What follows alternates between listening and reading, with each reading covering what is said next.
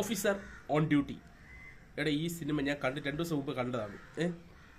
ഇപ്പോൾ book my ഷോയിൽ നോക്കുമ്പോഴത്തേക്കും ബുക്കിംഗ് ഒക്കെ ഉണ്ട്. പക്ഷേ എന്നാൽ ഇതിന് വേണ്ടത്ര ഒരു അംഗീകാരം ലഭിക്കുന്നില്ലെന്ന് തോന്നുന്നു. കാരണം ഞാൻ ആ സിനിമ റിവ്യൂ ഇടാത്തത് ചിലയിടത്തു നിന്നൊക്കെ നല്ല പോസിറ്റീവ് റിവ്യൂ ആ സിനിമയ്ക്ക് വന്നു. അതുകൊണ്ടാണ് ഞാൻ ആ റിവ്യൂ വലുതായിട്ട് റിവ്യൂ ഇടാത്തത്. പക്ഷേ ഞാൻ ഒരു 2, 3, 4, 5 വർഷത്തിന് ഇടയിൽ തിയേറ്ററിൽ എണീറ്റ് നിന്ന് കൈയടിക്കാൻ തോന്നിയ ഒരു സിനിമയായിട്ടാണ് എനിക്ക് ഓഫീസർ ഓൺ ഡ്യൂട്ടി എന്ന് പറയുന്ന സിനിമ എനിക്ക് അനുഭവപ്പെട്ടത്. കാരണം കുഞ്ചാക്കോ ബോബൻ എന്ന് പറഞ്ഞ ഒരു വ്യക്തിയിൽ നിന്ന് ഈ ഒരു സിനിമ ഞാൻ പ്രതീക്ഷിച്ചതേയില്ല. ഈ ഒരു സിനിമ കാണാൻ പോകുമ്പോഴും എനിക്കൊരു പ്രതീക്ഷയില്ലായിരുന്നു. കാരണം കുഞ്ചാക്കോ എന്തൊരു മാസം കാണിക്കുമെന്ന് നമുക്കറിയാമല്ലോ. കുഞ്ചാക്കോവൻ്റെ മാസമൊക്കെ നമ്മൾ കണ്ടിട്ടുണ്ട് എന്നുള്ള രീതിയിലാണ് പോയത്. പക്ഷേ ആദ്യത്തെ സീന് തന്നെ ബ്രേക്ക് ചെയ്തിട്ടുണ്ട്.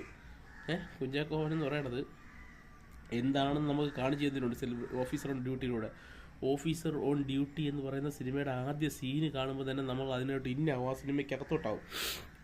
ആ സിനിമ എന്ന് പറഞ്ഞാൽ ത്രില്ലിംഗ് എന്ന് വെച്ചാൽ സീറ്റഡ്ജ് ത്രില്ലിംഗ് എന്ന് വേണമെങ്കിൽ പറയാം. സീറ്റഡ്ജ് ത്രില്ലിങ്ങും അതിനനുസരിച്ചുള്ള ആക്ഷനും വില്ലൻ ക്യാരക്ടേഴ്സിന് കൊടുത്തിരിക്കുന്ന പവർ, അത് വില്ലൻ ക്യാരക്ടേഴ്സിന് പവർ കൂടുമ്പോഴാണ് നായകന് പവർ കൂടുന്നതെന്ന് നമ്മൾ ചില കാര്യങ്ങൾ പറയാറുണ്ട്. പക്ഷേ ഈ സിനിമയിൽ അത് അന്വർത്ഥമായിരിക്കുകയാണ്. കാരണം നമ്മുടെ കുപ്പി എന്നൊക്കെ പറയുന്ന നമ്മുടെ ഇതിൽ ആനന്ദം എന്ന് പറഞ്ഞ സിനിമയിൽ വന്ന ആ പുള്ളിക്ക് കൊടുത്തിരിക്കുന്ന വില്ലൻ വേഷം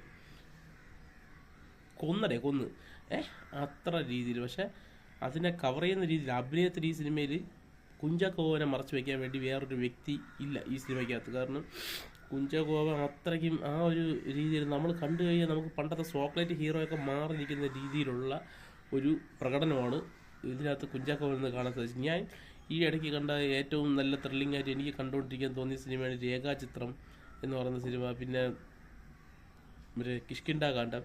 പക്ഷേ ആ സിനിമകളൊക്കെ വെച്ച് നോക്കുമ്പോൾ ഇതിനകത്തുള്ള പ്രത്യേകത എന്ന് വെച്ച് കഴിഞ്ഞാൽ ഇത് മോസ്റ്റ് ഇൻട്രസ്റ്റിംഗ് ആണ്. ആ 2 സിനിമകളെക്കാളും ഇൻട്രസ്റ്റിംഗ് ആയിട്ട് ത്രൂ ഔട്ട് ത്രില്ലിംഗ് ആണ്. മറ്റേതിലൊക്കെ നമുക്കൊരു പോർഷനിലാണ് ത്രില്ലിംഗ് പറഞ്ഞെങ്കിൽ ഇതിനകത്ത് ത്രൂ ഔട്ട് ത്രില്ലിങ്ങും പ്ലസ് ആക്ഷൻ.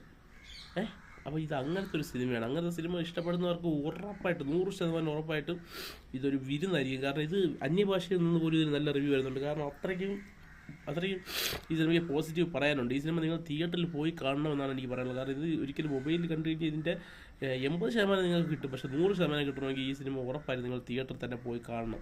ഇതൊരു ചെറിയ വീഡിയോ ആണ്. അപ്പോൾ നിങ്ങൾക്കിത് ഞാൻ ഇതൊന്ന് ചെറുതായി പ്രൊമോട്ട് ചെയ്ത് നിങ്ങൾ ഈ സിനിമ കണ്ടിട്ട് ഇഷ്ടപ്പെട്ടെങ്കിൽ മാത്രം ഈ ഒരു ചാനൽ സബ്സ്ക്രൈബ് ചെയ്യണം. ഇഷ്ടപ്പെട്ടില്ലെങ്കിൽ നിങ്ങൾ ഇതിൻ്റെ താഴെ വന്ന് കമൻറ്റ് ബോക്സിൽ എന്ത് വേണോ നിങ്ങൾക്ക് ചെയ്യാനുള്ള സ്വാതന്ത്ര്യമുണ്ട്. കാരണം അത്രയ്ക്ക് എനിക്ക് ഉറപ്പുണ്ട് ഈ സിനിമ ഇഷ്ടപ്പെടാതിരിക്കാൻ ഒരു മലയാളികൾക്കും സാധിക്കില്ല. കാരണം മലയാളികൾ ഏറെ കൊതിച്ച് കുറേ കാലത്തിന് ശേഷം കിട്ടിയ ഒരു ക്രൈം ത്രില്ലർ, അത്രയും ക്രൈം ത്രില്ലർ കുറേ ചവറുകൾ വന്നിട്ടുണ്ടെങ്കിൽ ഈ സിനിമ അങ്ങനെയുള്ള സിനിമയല്ല. ഇത് അത്രയ്ക്ക് മോസ്റ്റ് സീറ്റഡ്ജഡാക്കി നമ്മളെ മാറ്റി. ക്ലൈമാക്സിൽ ടൈലൻറ്റ് ചിലർ പറയുന്നത് അത് വേണ്ടായിരുന്നു. പക്ഷേ അതാണ് ആടിപ്പൊളി. ആ സിനിമയ്ക്ക് ടൈലൻറ്റ് കഴിഞ്ഞപ്പോൾ തിയേറ്ററിനകത്ത് കയ്യടി വരെ ഉണ്ടായിരുന്നു. അത്രയ്ക്കുള്ള രീതിയിലാണ് സിനിമ എടുത്തു വച്ചിരിക്കുന്നത്. അപ്പോൾ മറക്കാതെ തിയേറ്ററിൽ തന്നെ പോയി കാണുക. ഒരു തിയേറ്ററിൽ പൈസ നിങ്ങൾ 150 രൂപ കൊടുത്തു കഴിഞ്ഞാൽ ഒരു 200 രൂപ മുതലാവുന്ന സിനിമയാണ് ഓഫീസർ ഓൺ ഡ്യൂട്ടി. ഈ സിനിമ വേറെ ഒരു സൂപ്പർ സ്റ്റാർ ചെയ്തിരുന്നെങ്കിൽ ഈ സിനിമ എത്തേണ്ട ലെവൽ വേറെ ലെവലാണ്.